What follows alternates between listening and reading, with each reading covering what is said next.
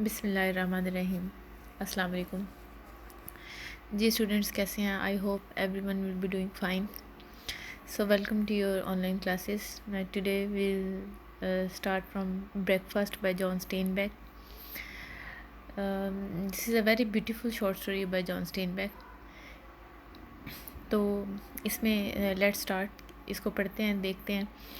Before starting the story मैं आपको थोड़ा सा इसके बारे में बताना चाहूँगी। ब्रेकफास्ट एक सूप का ज़िक्र है। जॉन स्टेनबेक इसमें एक अपना बताता है कि किस तरह एक सुबह वो नाश्ते के लिए नाश्ता उसने एक किया, और जिस फैमिली के साथ उसने नाश्ता किया और जिस एटमॉस्फेयर में उसने वो नाश्ता किया, वो सारा माहौल, वो लोग, उसकी याददाश्त से कभी भी महव नहीं हुई ये सारी चीज़ें। He remember all those things in spite it happened long time ago, ठीक है ना। और हालांकि उसमें कोई आर्टिफिशियल चीज़ नहीं थी, कुछ भी ऐसा नहीं था जिसको कहा जाए, जैसे एक ग्लिमर्ड वर्ल्ड है आजकल की, मॉडर्न वर्ल्ड है, टेक्नोलॉजिकल वर्ल्ड है। तो इसको हम डिफरेंट एस्पेक्ट्स में देखेंगे। सिंपली वो एक सूप का जिक्र करता है। जब वो जाता है और वहाँ पे उसको एक धुआं उठता दिखाई देता है, वहाँ पे एक हट सा है, वहाँ पे एक कुछ लोग वहाँ पे रह रहे हैं और वो बहुत सादा से लोग हैं। वो उनके साथ बैठता है, नाश्ता करता है और कुछ देर के बाद वहाँ से चला जाता है। और ये सारी चीज़ें उसको याद रहती हैं हमेशा। इसमें एक तो ये कि this is very pure and simple story without any artificiality. फिर इसमें it is very close to nature. अगर आप देखें, नेचर से इंटीमेसी जो है, कुर्बत जो है, नेचर के करीब होना, ये हमेशा से इंसान को फैसिनेट करता है। और इसमें एक बड़ी ख़ूबसूरत चीज़ जो राइटर कहना चाह रहा है वो ये है कि इंसान को खुशी हमेशा पैसों से या बहुत जो है वो आप कहें कि बहुत ज़्यादा मैग्नीफाइड किस्म की चीज़ें या ग्लोरियस चीज़ों से ही हमेशा नहीं मिलती, बल्कि happiness can be found in very simple things. बहुत छोटी छोटी सी चीज़ों में, बहुत सादा सी चीज़ों में भी आप अपनी खुशी ढूंढ सकते हैं। अगर आप खुशी हासिल करना चाहते हैं तो असल चीज़ जो है वो कंटेंटमेंट है। The one who is contented, जो मुतमईन है, अपनी हालत पे सेटिस्फाइड है, वो खुश है। लेकिन जो मुतमईन नहीं है उसे वो खुशी नहीं मिलती, चाहे वो बहुत अमीर ही क्यों ना हो, चाहे बहुत पैसा क्यों ना हो। So it is the main thing. इसमें और भी कुछ चीज़ें हम देखेंगे। So let's start the story, फिर साथ साथ हम चीज़ों को डिस्कस करते जाएंगे। This thing fills me with pleasure. वो कहते हैं कि ये चीज़ मुझे बहुत खुशी देती है। आई डोंट नो वाई, मुझे नहीं पता क्यों। I can see it in the smallest detail. क्या चीज़ खुशी देती है? यानी वो कहता है छोटी छोटी तफसीलात जो हैं मैं उसे इसमें देख सकता हूँ। मुझे नहीं पता कि मुझे इस बात की क्यों खुशी है। ये उसी इंसिडेंट की तरफ इशारा कर रहा है। I find myself recalling it again and again, each time bringing more detail out of sunken memory. Remembering brings the curious warm pleasure. वो कहते हैं हर दफ़ा मुझे ज़्यादा से ज़्यादा जो है ना, वो एक संकन, एक जो तकरीबन भूल चुकी है उस मेमोरी में से बार बार मुझे ये चीज़ें मैं अपनी मेमोरी में ले कर आता हूँ। और मुझे बहुत ही एक अनोखी सी खुशी मिलती है। क्यूरियस वार्म प्लेयर, यानी जब मैं उस बात को याद करता हूँ, उस इंसिडेंट को याद करता हूँ, तो ये चीज़ मुझे खुशी से भर देती है। It was very early in the morning. The eastern mountains were blue-black, but behind them the light stood up faintly colored at the mountain rims with a washed red growing colder, grayer, and darker as it went up and overhead until, at a place near the west, it was merged with pure night. बहुत ही खूबसूरत उसने मंज़र कशी की है यहाँ पे. If you say the imagery he has used, it's very beautiful. He has explained the scene of early in the morning. जब सुबह सुबह होती है, अभी बिल्कुल रोशनी होने वाली होती है, तो डॉन उस वक्त को कहते हैं सुबह के वक्त को कहते हैं डॉन। उस वक्त कैसा मंजर होता है? वो कहता है बहुत सुबह का टाइम था, ईस्टर्न माउंटेन्स ब्लू ब्लैक। अगर आप देखें, यानी अभी ब्लू ब्लैक क्यों थे, नीले और काले से थे पहाड़ क्यों थे? क्योंकि अभी तकरीबन अंधेरा था और हल्की हल्की रोशनी होने वाली थी, क्योंकि वो कहता है behind them the lights stood up faintly coloured at the mountain RIMS with washed red growing colder ग्रेयर and darker. ठीक है ना, यानी उसमें क्या हो रहा है, जो माउंटेन रिम्स हैं वहाँ से हल्की हल्की रोशनी अब फूटना शुरू हो गई है, रोशनी होना शुरू हो गई है, red growing colder ग्रेयर and darker. और वहाँ पे इस किस्म के कलर्स हैं वेस्ट के मगरिब के नज़दीक, जहाँ पे वो प्योर नाइट के साथ मर्ज हो रही है। बहुत ही खूबसूरत उसने मंजर बताया है कि जब रात दिन में ढल रही है उस वक्त किस तरह से डार्कनेस और लाइट की इमेजरी उसने यूज़ की है। a very aesthetic paragraph, it gives a very aesthetic player.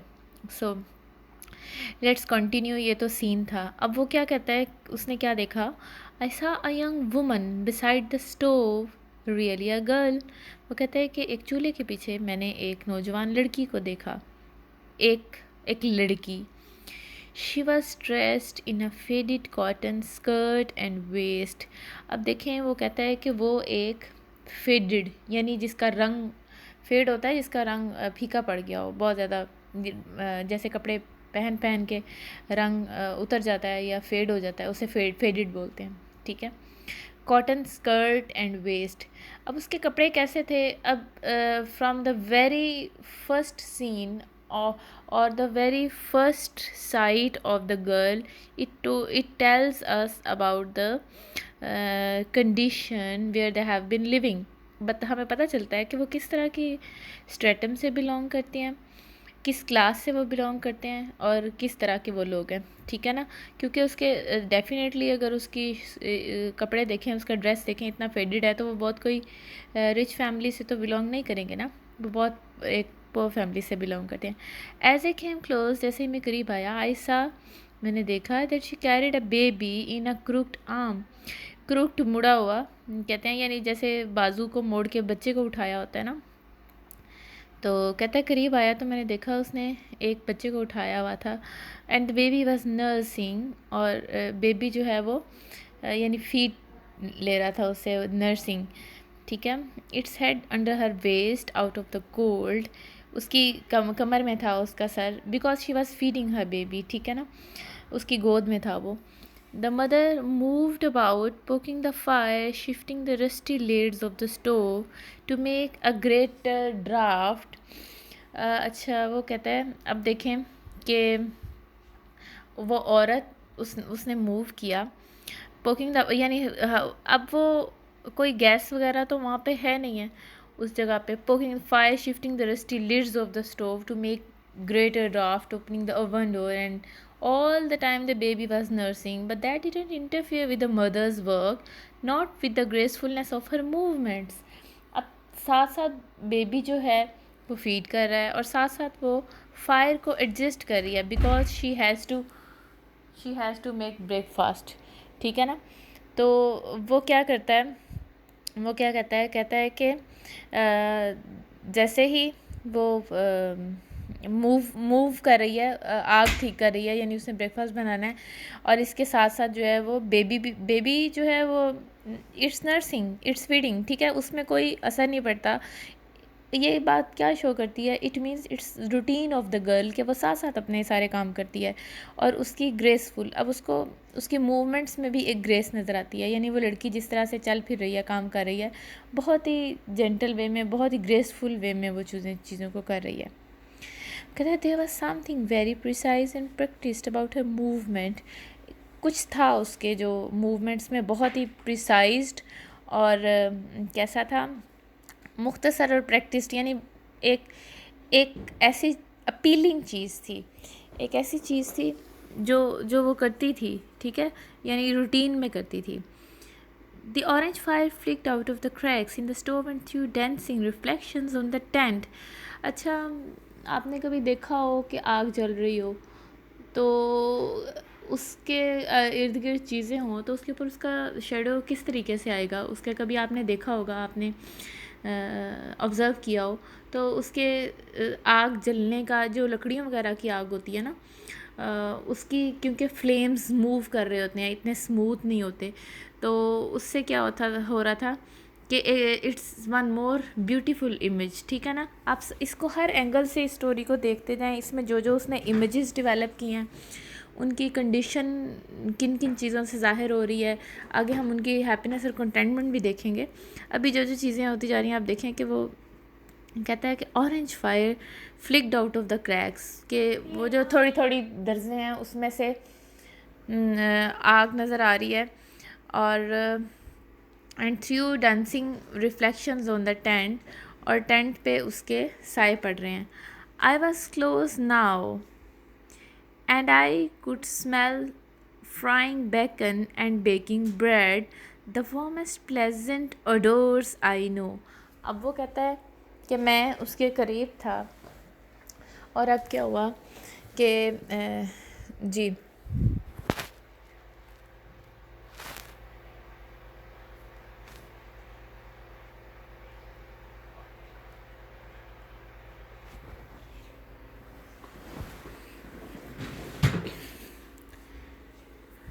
जी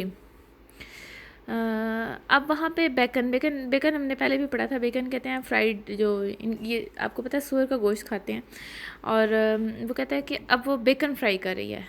अब आप इमेजरी की शिफ्ट देखें, पहले एक इमेजरी ऑफ साइट थी, आपकी आंखों को खूबसूरत नज़ारे लग रहे थे, फायर था, सुबह का मंज़र था, डांस, सबसे पहले उसने डॉन की बात की, डार्कनेस और लाइट्स की बात की, रेड ग्रे शेड्स की बात की। उसके बाद हमने देखा कि उसने फायर, ऑरेंज फायर की, फ्लिकरिंग कलर्स की बात की। बहुत से कलर्स उसने अभी तक यूज़ किए, अगर आप देखें, जो आपकी आंखों को खूबसूरत भी लगते हैं। और अब वो शिफ्ट कर रहा है, अब sense of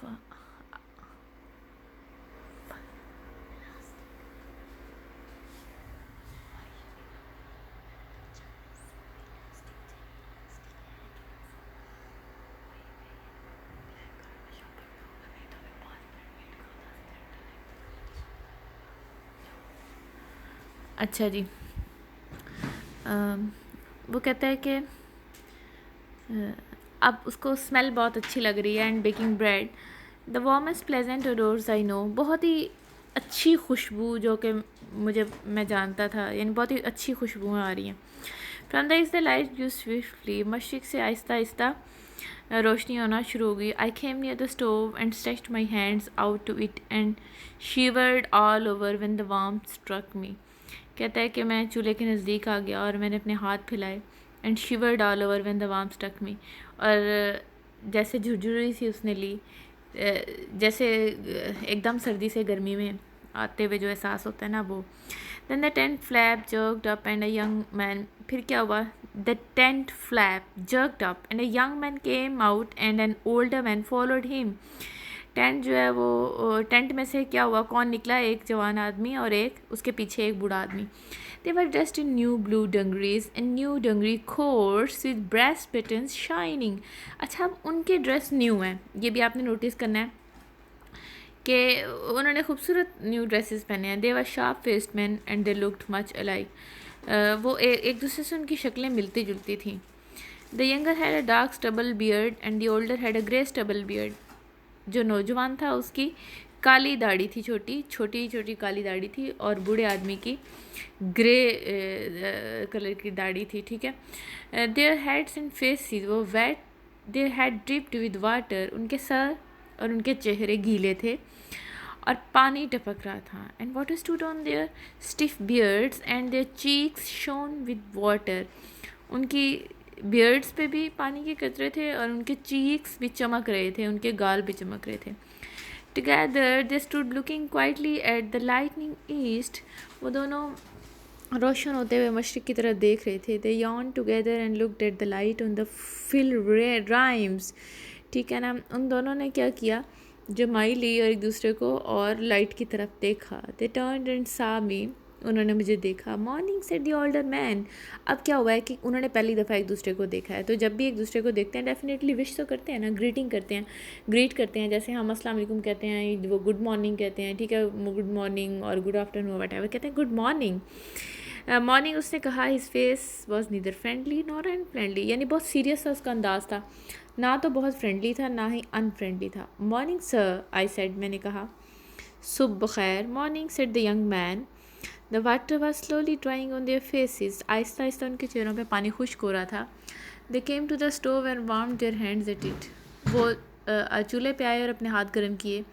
the girl kept to her work, लड़की ने अपना काम जारी रखा। हर फेस एवर्टेड, उसने चेहरा फेरा, and her eyes on what she was doing, और उसने देखा जो वो कर रही थी। Her hair was tied back out of her eyes with the string at it hung down her back and swayed as she worked. उसने अपने बालों को बांधा हुआ था और जिसके साथ बांधा हुआ था वो रस्सी इधर उधर झूलती थी जब वो काम करती थी।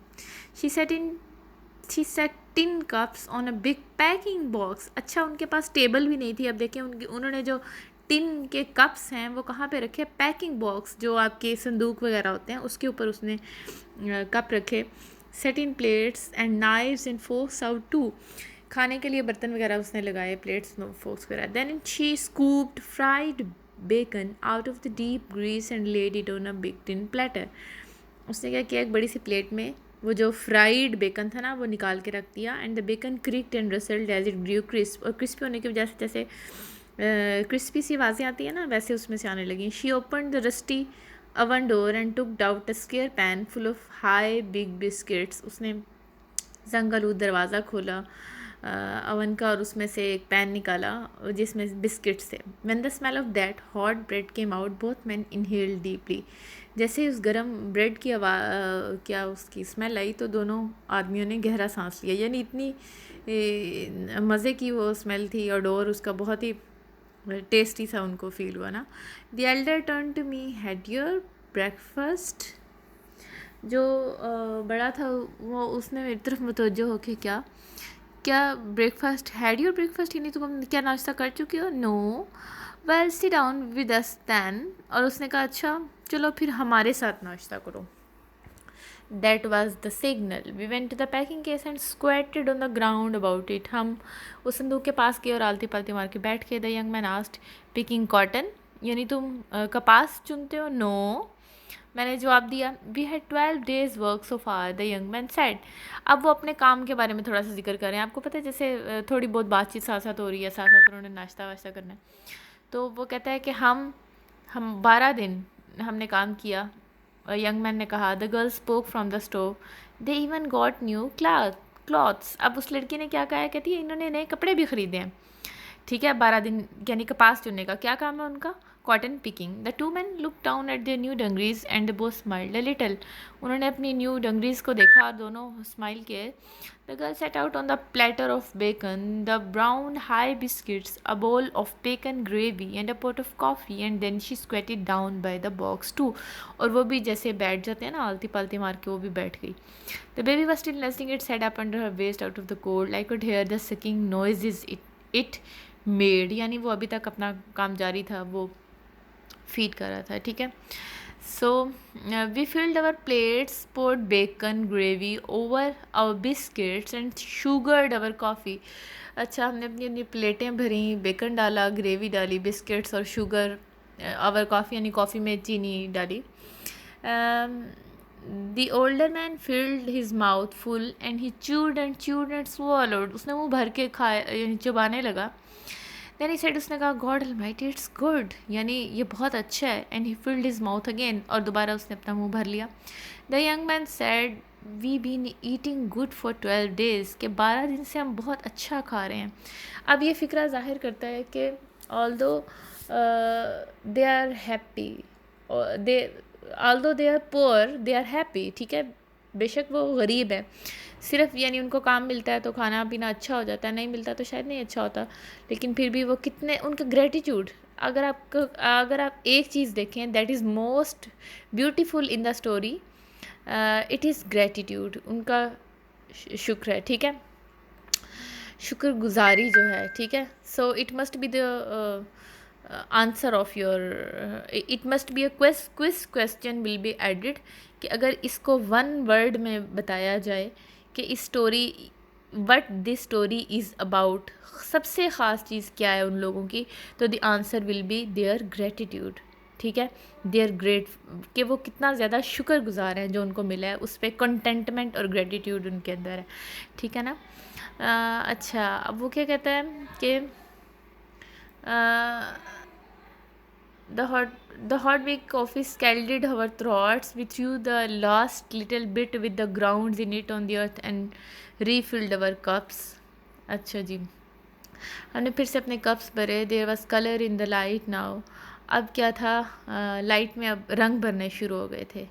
अब फिर से वो सुबह के मंज़र पे आ रहा है। ठीक है, so let's stop our today's lesson here. कल हम यहीं से शुरू करेंगे कि किस तरीके से वो कलर्स की अब बात कर रहा है, और दोबारा से हम देखेंगे कि उसने अब नाश्ता करने के बाद थोड़ी सी उनकी चिट-चैट हुई है, and how he goes back. ठीक है, you have to read it carefully, और आपने इसके अंदर जो जो चीज़ें बयान की गई हैं आपको आपने वो सब चीज़ें उस तरीके से देखनी है। ओके जी, अल्लाह हाफिज़।